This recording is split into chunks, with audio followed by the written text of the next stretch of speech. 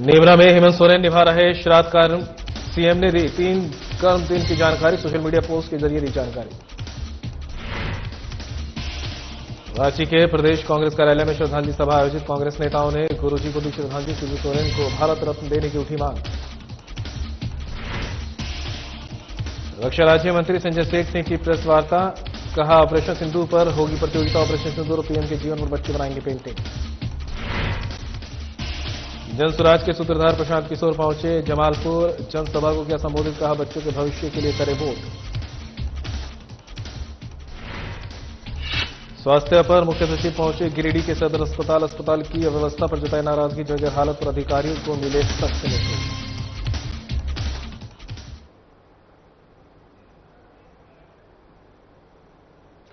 नमस्कार, बुलेटिन लेकर मैं हूं आपके साथ संदीप निरंजन। सरकार खबरों की तरफ रुख कर लेते हैं। झारखंड के राज्यपाल संतोष कुमार गंगवार गुरुवार को झारखंड के पूर्व मुख्यमंत्री से राज्यसभा सांसद दिशोम गुरु शिबू सोरेन के पैतृक गांव नेवरा पहुंचे, जहां उन्होंने दिवंगत शिबू सोरेन की तस्वीर पर पुष्प अर्पित कर उन्हें श्रद्धांजलि दी और शोक संतप्त परिजनों से भेंट कर अपनी गहरी संवेदना व्यक्त की।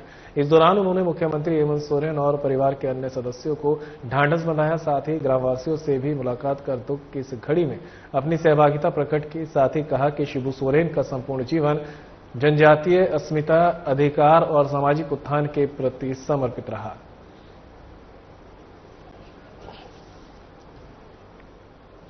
पिता शिबू सोरेन के अंतिम संस्कार के बाद उनके पुत्र सीएम हेमंत सोरेन पूरे विधि विधान से श्राद्ध कर्म की परंपरा को निभा रहे हैं, जिसकी जानकारी उन्होंने कुछ सोशल मीडिया पोस्ट के जरिए दी। सीएम ने लिखा कि दिवंगत बाबा वीर दिशोम गुरु शिबू सोरेन जी की अंत्येष्टि के उपरांत नेवरा में 3 कर्म दिन होने वाली परंपरा का निर्वहन किया। ये 3 कर्म दिन में दिवंगत आत्मा की शांति के लिए विशेष पूजा और अनुष्ठान किए जाते हैं।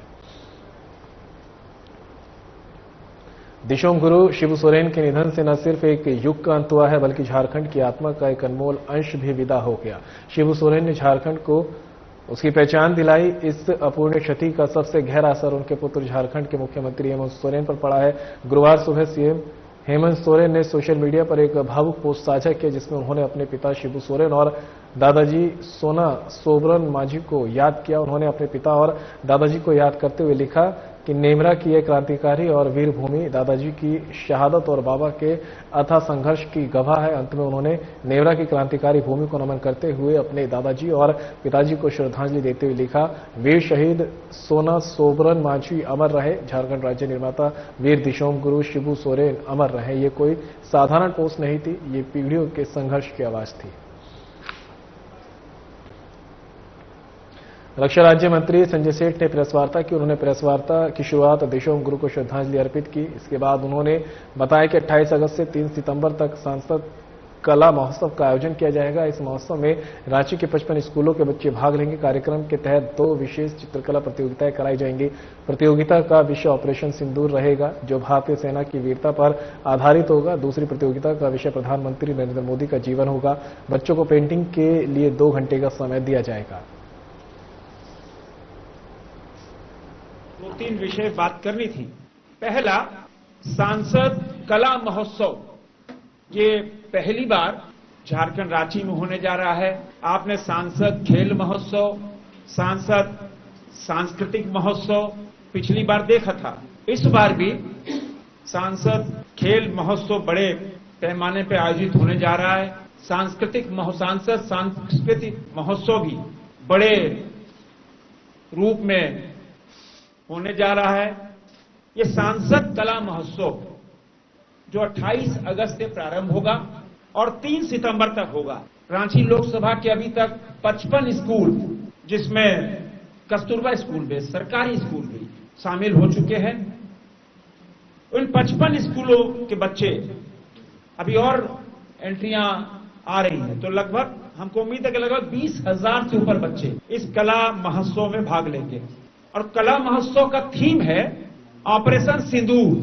बच्चे ऑपरेशन सिंदूर की पेंटिंग्स करेंगे, सैनिकों की पेंटिंग्स, हमारे हथियारों की पेंटिंग्स, और दर्शाएंगे अपने कला के माध्यम से कैसे। और दूसरा, आप सबको पता होगा, राजधानी रांची के प्रदेश कांग्रेस कार्यालय में दिशोम गुरु शिबू सोरेन का श्रद्धांजलि सभा का आयोजन किया गया, जिसमें पार्टी के प्रदेश अध्यक्ष, सरकार के वित्त मंत्री, स्वास्थ्य मंत्री, विधायक समेत सैकड़ों कार्यकर्ता मौजूद रहे। सभी पदाधिकारी समय तमाम कार्यकर्ता गुरुजी की तस्वीर पर श्रद्धांजलि सुमन अर्पित किए। मौके पर लोगों ने कहा कि आज हमारे बीच हमारे अभिभावक नहीं रहे, जिससे कमी महसूस की जा रही है। गुरुजी जिस तरह से संघर्ष की लड़ाई लड़कर इसे राज्य को देने का काम किया है, उसे संजोए कर हमें रखना है। ऐसे महान अभिभावक के चलते जाने से काफी कमी महसूस की जा रही है। आज हम लोग इस महापुरुष को केंद्र की सरकार से आग्रह करते हैं कि भारत रत्न दिया जाए।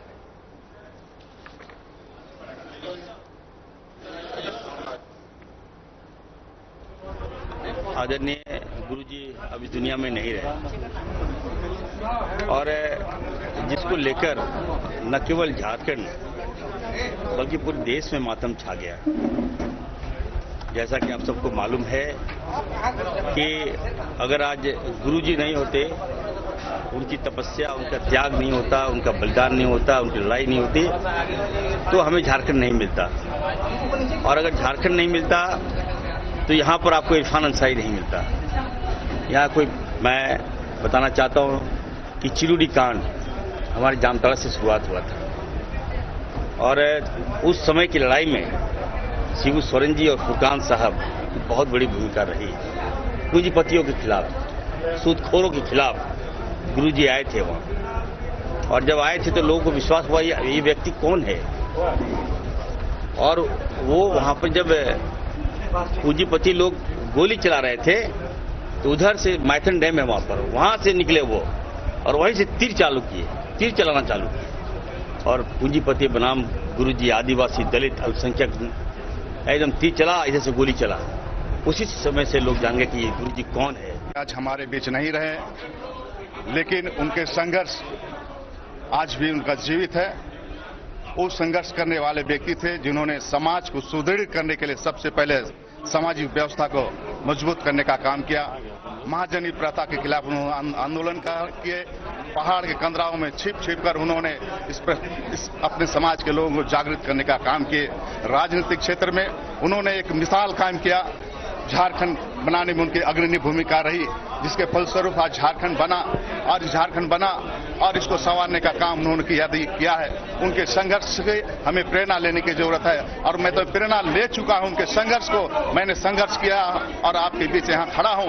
इस युद्ध से उस संघर्ष हमारे शिबू सोरेन जी को मैं मांग करना चाहता हूं। उनके कार्यों को देखते हुए भारत सरकार से उनको भारत रत्न दिया जाए। 9 अगस्त को विश्व आदिवासी दिवस मनाया जाता है और पूरे झारखंड में भी बड़े ही हर्षोल्लास के साथ मनाया जाता रहा है। लेकिन इस बार दिशोम गुरु शिबू सोरेन के निधन से दुखी होकर पूरे प्रदेश भर के आदिवासी समाज ने संकल्प लिया है कि इस बार सांकेतिक रूप से आदिवासी दिवस मनाया जाएगा। 9 अगस्त को पूरे संगठन मौन रूप से विश्व आदिवासी दिवस मनाते हुए शोक सभा आयोजित कर गुरुजी को श्रद्धांजलि दी जाएगी। देखिए, गुरुजी से बड़ा कोई आदिवासी चेहरा वर्तमान परिस्थिति में कोई रहा नहीं।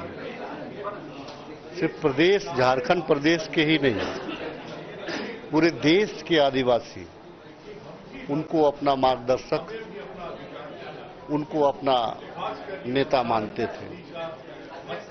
और ऐसे व्यक्तित्व का नहीं रहना, वो भी आदिवासी, अंतर्राष्ट्रीय आदिवासी दिवस 9 अगस्त से पहले, व्यक्तिगत रूप से हमारा मानना है कि हम जो है कि इस बार सांकेतिक रूप से गुरुजी को याद करते हुए हम आदिवासी दिवस को मनाने का काम करेंगे। देखिए, विश्व आदिवासी दिवस तो हर साल मनता है, लेकिन आप देख रहे हैं कि हम लोग कितने बरमाहत हैं हमारे बाबा के जाने से, गुरुजी के जाने से। और इस बार बहुत मुश्किल है आदिवासी सम्मेलन मनाना।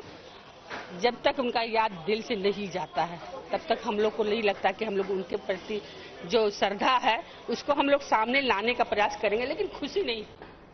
दिशोम गुरु शिबू सोरेन के निधन पर पूरा राज्य उन्हें नमन कर रहा है। इसी कड़ी में चास के धर्मशाला मोड़ में चास नगर कमेटी की तरफ से श्रद्धांजलि सभा का आयोजन किया गया। इस श्रद्धांजलि सभा में चंदन क्यारी के जेएमएम विधायक उमाकांत रजक सहित अन्य मौजूद रहे। इस दौरान विधायक उमाकांत रजक ने कहा कि गुरुजी का जाना राज्य के लिए बहुत बड़ी क्षति है। उनके बताए रास्ते पर चलकर हम झारखंड को बनाने का काम करेंगे।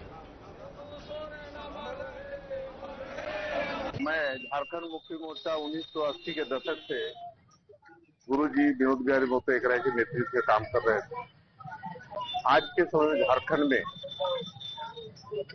गुरुजी का नहीं रहना झारखंड के लोगों को बहुत खलेगा और गुरुजी का जो संघर्ष है, जो त्याग है, तपस्या, इनका जो नेतृत्व है, ये नेतृत्व हम सब लोग को खलेगा। तो इनके बताए रास्ते पर हम सब लोग झारखंड को बनाने का काम करेंगे। झारखंड को बहुत बड़ी क्षति हुई है। ये झारखंड के ही नहीं, पूरे प्रदेश के ये आदिवासी के नेता थे और यहाँ के गरीब, गुरबा, मजदूर सभी का नेतृत्व इन्होंने किया है और ऐसा कोई गरीब गुरबा नहीं है जो इनको नहीं जानता है। और शिबू सोरेन झारखंड के आत्मा थे और गुरुजी के आत्मा में झारखंड बसता था। इसलिए गरीब गुरबों का नेता अगर कोई हमारे यहाँ पर है, दलित, आदिवासी, पिछड़ा, गरीब, गुरबा, जो निसहाय लोग थे, वैसे लोगों का इन्होंने नेतृत्व किया है। आज पूरा देश इनको आज याद कर रहा है। जनसुराज के सूत्रधार प्रशांत किशोर अपने बिहार बदलाव यात्रा के दौरान रेलवे इंटर कॉलेज मैदान जमालपुर पहुंचे। इस दौरान उन्होंने जनसभा को संबोधित करते हुए कहा कि नेताओं का चेहरा देखकर वोट न करें, इस बार अपने बच्चों के लिए वोट दें और बिहार में जनता का राज स्थापित करें। इस मौके पर जनसुराज नेता कुंवर चंद्रेश, राकेश गोप सहित अन्य मौजूद रहे। बिहार में लीजिएगा और फैक्ट्री गुजरात में लगाइएगा, ये लोगों को मंजूर नहीं है और लोग लालू जी का जंगल राज वाला लालटेन वापस नहीं लाना चाहते हैं। लोग बिहार में एक नई व्यवस्था बनाना चाहते हैं, बदलाव करना चाहते हैं, जनता का राज लाना चाहते हैं, जनसुराज को लाना चाहते हैं। बिहार में शिक्षा और रोजगार भाई प्रोग्राम नहीं रुक रहा था। लोग यहाँ जो पहले के मठाधीश हैं वो प्रशासन के जरिए प्रयास कर रहे थे कि इसका परमिशन न मिले, लेकिन जिसको जनता ने परमिशन दिया हुआ है तो प्रशासन क्या करेगी।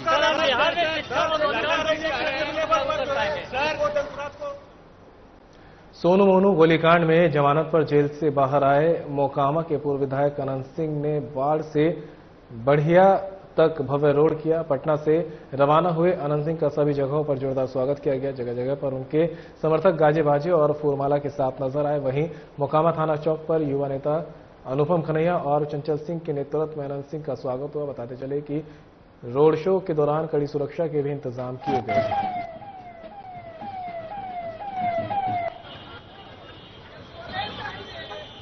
तो मोकामा से आप तक खबर पहुंचा रहे हैं, जहां पर सोनू मोनू गोलीकांड में जमानत पर जेल से बाहर आए मोकामा के पूर्व विधायक अनंत सिंह ने बाढ़ से बढ़िया तक भव्य रोड शो किया। पटना से रवाना हुए अनंत सिंह का सभी जगहों पर जोरदार स्वागत किया गया। तस्वीर आप देख सकते हैं किस तरह से उनका ढोल नगाड़ों के साथ में स्वागत किया गया और भव्य लोग यहाँ पर मौजूद रहे हैं।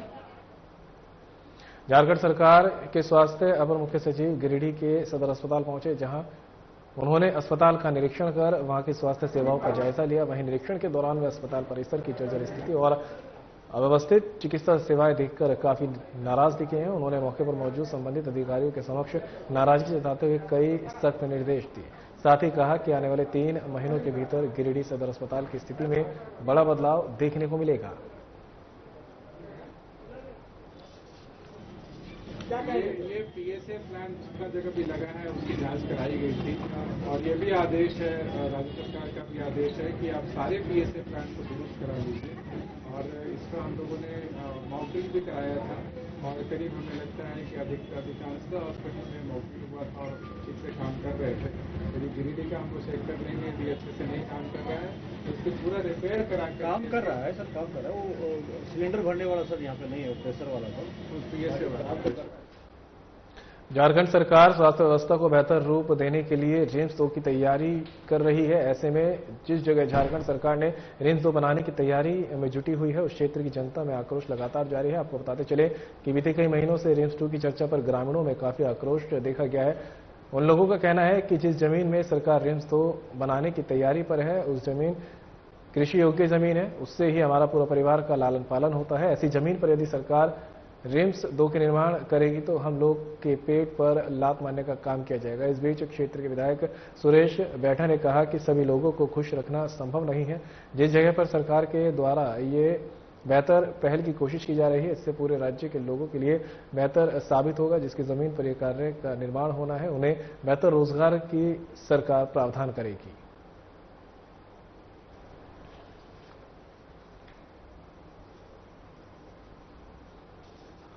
बड़ी योजना लेकर आया गया था और बनाया भी गया है और लोगों को पानी सप्लाई के लिए भी दिया भी गया है। लेकिन जिस तरह से जो एजेंसी को पाइप बिछाना चाहिए था 1.5 फीट में बिछाना है पाइप को कनेक्शन पाइप को आधा फीट में गाड़ के चला गया, तो कहीं कहीं टूट गया, कहीं फूट गया। फिर भी हमने उसको मरम्मत कराने का काम करीब 1 महीना पहले किया था और 1 दिन चलाया और उसको बंद कर दिया। एजेंसी का कहना है कि हमारे मुखिया लोग हैंड ओवर नहीं ले रहे हैं और मुखिया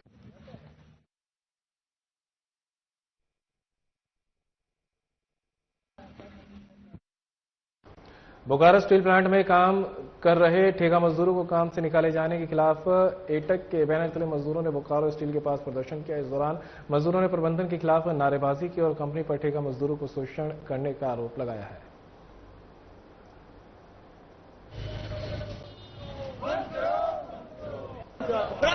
लेकिन ये मिली भगत मैनेजमेंट जो खेल करना चाहता पैसा का, ये पैसा का खेल करने के चक्कर में, कमीशन के चक्कर में चाहता है मजदूर पैसा हम बचा ले, गरीब मजदूर को प्लांट से बाहर करें। इसलिए हम लोग विरोध कर रहे हैं। इंगोट मोल्ड फाउंड्री का मजदूर आज सड़क पर आया हुआ है। 3 साल के बाद पुनः आपको कहने के लिए आया है कि आप सर जी ये गलत गंदा खेल मैनेजमेंट जो IMF का मैनेजमेंट कर रहा है उसको बंद करिए। मशीन शॉप विभाग में 8 महीने से हम लोग लगातार बात कर रहे हैं। अभी 25-30 मजदूर मशीन शॉप का भी बाहर हो गया। क्या खेल खेल, जबकि दोनों का एक ही GM और एक ही CGM है। तो क्या करना चाह रहे हैं आप? मजदूर को सब बाहर प्लांट से क्यों करना चाह रहे हैं? क्या साजिश है आपका? आज जो मजदूर प्लांट से बाहर है ये किनका दोष है? ये प्लांट बर्बाद करने का साजिश है। ट्रॉफिक मैनेजमेंट हो, इंगोट मोल्ड फाउंड्री का हो या BPCL का हो। हम ये प्रबंधन से पूछना चाहते हैं कि आज जो इंगोट मोल्ड फाउंड्री का उत्पादन ठप है इसके जिम्मेवार कौन है? CGM का कहना है कि काम नहीं आया। क्यों नहीं आया? इसका जवाबदेह क्या है? आज जो प्रोडक्शन नहीं हो रहा है इंगोट मोल्ड फाउंड्री में और वहां परमानेंट 33 कर्मचारी है। 24 तारीख से काम वहां बंद है, 24 जुलाई से। वो जो 33 मजदूर BSL कर्मचारी हैं क्या वो पैसा नहीं लेंगे? जमशेदपुर स्थित पोटका प्रखंड के डीलरों के कमीशन बकाया समेत 5 सूत्रीय मांग को लेकर जन वितरण प्रणाली के दुकानदारों ने पोटका मुख्यालय में प्रदर्शन किया है। PDS दुकानदारों का कहना है कि कमीशन बकाया समेत 5 सूत्रीय मांगों को लेकर हम लोगों ने BDO को एक ज्ञापन सौंपा है। यदि हम लोगों की मांगों को जल्द समाधान नहीं किया गया तो हम लोग अनिश्चितकालीन हड़ताल पर चले जाएंगे।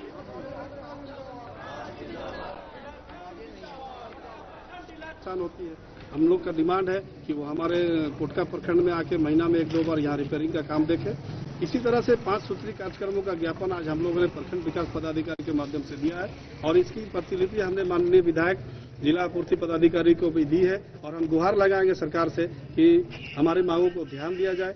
सर्वसम्मति से आज हम लोगों ने यह बैठक में निर्णय लिया है कि जब तक हमारे ज्ञापन में अंकित 5 सूत्रीय कार्यक्रमों का निराकरण नहीं किया जाएगा तब तक हमारा जन वितरण प्रणाली के दुकानदार पोटका के जो है सितंबर 2025 से किसी भी प्रकार का खाद्य सामग्री का उठाव करके वितरण करने में असमर्थ। और हम लोग कई दिन से हम लोग पेपर के माध्यम से भी लोगों को और जहाँ सरकार को हम लोग आगाह किया था कि हमारा जो बकाया कमीशन अभी तक मुझे नहीं मिला है और जितने भी हमारे NIC के जो कटाया था बेमत से उससे कटौती बंद किया जाए और हमारे यही सारा मांगे हैं। और ये हमारा बीच में जो हमारा अध्यक्ष जी और बहुत ही आपको विस्तार पूर्वक आपने बताया था, आपने हमारे संबंध में इसकी क्या क्या हमारा समस्या है, यही समस्या को लेकर हम लोग जो है ना जब तक नहीं दे तब तक हम लोग इसमें बंद करेंगे और हम लोग खड़े करेंगे। कब तक बंद करने का ऐलान किया आप लोग? ये हमारा अनिश्चित रहेगा जब तक इसमें सकारात्मक बैठक नहीं होगा, जब तक इतना अच्छा रिजल्ट दिया जाएगा तब तक हम लोग इसमें साथ रहेंगे। अनवर अली का अध्यक्षता में एक महत्वपूर्ण निर्णय लिए गए हैं जो कि हम लोग 9 माह से हम लोग का डीलर कमीशन बकाया है। उसके साथ साथ जो भी NIC में जो त्रुटियाँ हो रही है वो चीज़ हम लोग डीलर को ही भुगतना पड़ रहा, खमियाजा भुगतना पड़ रहा। इसी को लेकर 5 सूत्री मांग को लेकर हम लोग कठोर निर्णय लिया है। जब तक कमीशन नहीं आता है तब तक हम लोग रांची के राजभवन के समक्ष एक दिवसीय हाड़ी अधिकार महाधरना का आयोजन अखिल भारतीय हाड़ी संघर्ष मोर्चा के द्वारा किया गया। कार्यक्रम में पूर्व नेता प्रतिपक्ष अमर कुमार बावरी ने कहा कि आजादी के इतने वर्षों के बाद हाड़ी समाज अपने हक सरकार के लिए घर से बाहर निकल रहे हैं। आजादी के बाद से ही हाड़ी समाज के लोग शिक्षा, रोजगार, आर्थिक और अपनी पहचान के लिए संघर्ष कर रहे हैं। 21 अनुसूचित जाति समाज में से सबके अधिक शोषित और वंचित हाड़ी समाज के लोग हैं। बावरी ने हाड़ी समाज की दुर्गति का जिम्मेदार हेमंत सोरेन की सरकार को ठहराया है। समाज संघर्ष मोर्चा की ओर से यह एक दिवसीय धरना राजभवन के समक्ष रखा गया है और इस धरना का नेतृत्व कर रहे हैं अपने अशोक राम जी, धुरु हरि जी और पूरे तमाम जतिन हाड़ी जी और सभी समाज के लोग आज अपनी व्यथा को लेकर के यहाँ आए हैं। अनुसूचित जाति वर्ग में 21 उपजातियों के लोग यहाँ निवास करते हैं और इसमें हाड़ी समाज एक बहुत ही वंचित समाज है, शोषित समाज है, जिनका इस समाज में बहुत बड़ा योगदान है। मूलतः जो सफाई कर्मचारी हैं, जिनके कारण जो है संभ्रांत लोग या कुलीन लोग अच्छे तरीके से जीवन को जी पाते हैं, उसका सबसे बड़ा कारण यह है कि यह समाज उन तमाम समाज की गंदगी और उन समाज के लोगों को स्वच्छ रखने में, स्वच्छ जीवन देने में अपनी महत्वपूर्ण भूमिका अदा करते हैं। लेकिन इनको जो आजादी के बाद जो सम्मान या जो स्थान मिलना चाहिए था हक और अधिकार के रूप में, वो अभी तक नहीं मिल पाया है। मैं धन्यवाद दूंगा आदरणीय नरेंद्र भाई मोदी जी को, जिन्होंने इस समाज से अशोक राम जी को आम्बेडकर फाउंडेशन का सदस्य पहली बार झारखंड से किसी को बनाया है तो अशोक राम जी। हजारीबाग जिले में कराटे को लोकप्रिय बनाने में अहम भूमिका निभाने वाले साहिन समीर बग्गा पिछले 4 दशक से लगातार इस विद्या को समाज के हर वर्ग तक पहुंचा रहे हैं। उनकी पहचान सिर्फ एक कोच के रूप में नहीं बल्कि एक कराटे मिशनरी के रूप में होती है। 1984 में अपने कराटे सफर की शुरुआत करने वाले साहिन समीर बग्गा आज फुल कॉन्टैक्ट और नो कॉन्टैक्ट दोनों ही प्रकार की ट्रेनिंग में विशेषज्ञ माने जाते हैं, जिनसे खास बातचीत की हमारे हजारीबाग संवाददाता प्रमोद खंडेलवाल ने। कराटे में मेरी जर्नी जो रही है 1984 से स्टार्ट हुई है। जो सोतोकान कराटे हजारीबाग में हमारे बड़े भाई मेरे गुरु राजीव बग्गा, सेंसेई राजीव बग्गा लेके आए थे, उन्हीं के अंडर में मैंने अपनी कराटे जर्नी स्टार्ट की। और उसके बाद 1987 में आशिहारा कराटे, फुल कॉन्टैक्ट कराटे इन्होंने ही लेके आए, राजीव बग्गा ही लेके आए।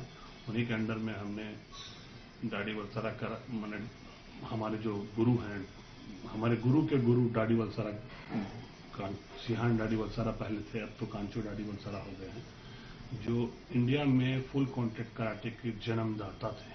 इन्होंने ही क्यूकुशिन कराटे को लॉन्च किया इंडिया में, फिर आशिहारा कराटे यही लेके आए और अपना ऑर्गेनाइजेशन 2013 में डाडी वलसरा कराटे आशिहारा का। रक्षाबंधन का पर्व नजदीक आते ही राजधानी रांची के अप्पर बाजार पूरी तरह से राखियों के रंग में रंग चुके हैं। बहनों की खरीदी के लिए बाजारों में इस बार आकर्षक और ट्रेंडिंग राखियों की भरमार दिखाई दे रही है। बच्चों और महिलाओं के बीच इसकी जबरदस्त मांग देखी जा रही है। दुकानदारों का कहना है कि छोटे बच्चे इन राखियों को देखकर उत्साहित हो जाते हैं और तुरंत खरीदने की जिद करने लगते हैं। बिक्री की बात की जाए तो पहले की अपेक्षा इस बार और भी बेहतर राखी की बिक्री अधिक हो रही है। वहीं खरीदारी कर रही बहनों ने कहीं कि ये बहुत ही बड़ा सौभाग्य की बात है कि इन साल भर में भाई बहनों के अटूट बंधन का त्यौहार रक्षाबंधन का त्यौहार आता है। हम लोग इस पर्व को बड़े ही उत्साह से मनाते हैं। आया हुआ है जैसे कुंदन का राखी हो गया, रोली चावल का पैक का राखी हो गया आपका, और जैसे अभी डिमांड में आपका ये छकलिया राखी बहुत अच्छा चल रहा है। उत्साह बहुत है इस बार राखी के लिए है ना। अभी कुंदन का राखी का हो गया, जैसे छकलिया राखी का डिमांड बहुत ज्यादा है। राखी का डिमांड जैसे हो गया छकलिया राखी, जैसे ये मेरे जो पीछे टंगी हुई है इसका ज्यादा डिमांड है। और बच्चों में आपका जैसे स्कैनर राखी हो गया, इस टाइप का लाइट जलते हुए बच्चों का ये डिमांड है। मेरा राखी 10 रुपये से लेकर आपका 450 तक आएगा। खुशी है, रेट का कुछ है, चॉइस आना चाहिए। किनको 10 का भी राखी पसंद आ रहा है, 450 का भी पसंद आ रहा है, 180 का भी पसंद आ रहा है। बाजार ठीक है, हर वस्तु को अकॉर्डिंग है राखी को।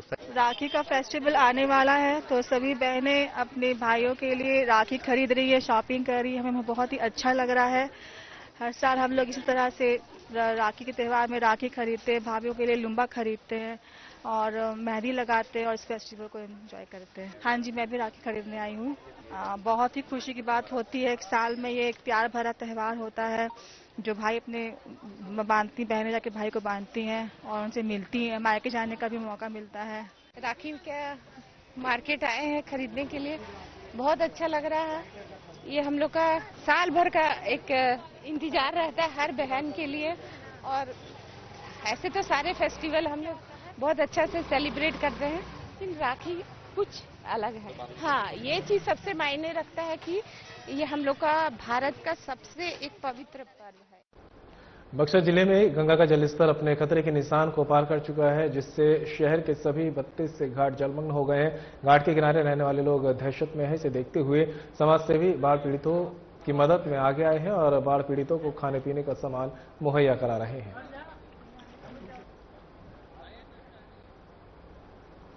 राहत वितरण कार्य हम लोग वार्ड नंबर 16 के जो लोग बाढ़ पीड़ित है, जब से बाढ़ गंगा मैया का रौद्र रूप अपना धारण की है तब से लगे हुए हैं।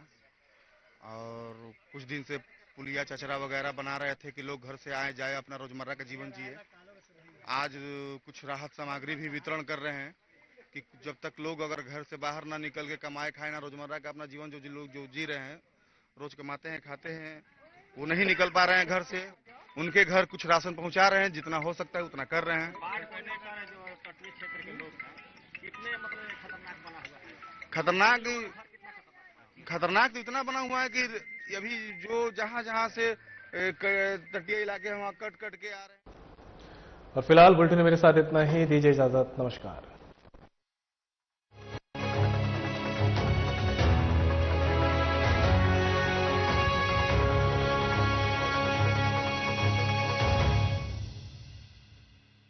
नमस्कार दोस्तों, आज बात करेंगे उस